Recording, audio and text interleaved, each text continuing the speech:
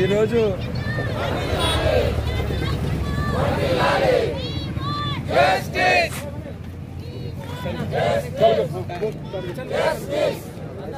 మిత్రులందరికీ నమస్కారం. ఈరోజు సమస్యలన్నీ కూడా మా సమస్యలలో మనమంతా కూడా నిజం అనుకున్నాం. వాళ్ళు మాట్లాడినటువంటి మాటలన్నీ కూడా రేపు అధికారంలోకి వచ్చిన తర్వాత తూచా తప్పకుండా అమలు చేస్తారని మనమంతా కూడా ఆశపడ్డాం. కానీ పరిస్థితి ఏమైందంటే పిల్లల మీదకి వెళ్ళి పొయ్యిలో పడ్డట్టు అయిపోయింది. మన సరే వాళ్ళేదో బాగా అర్థం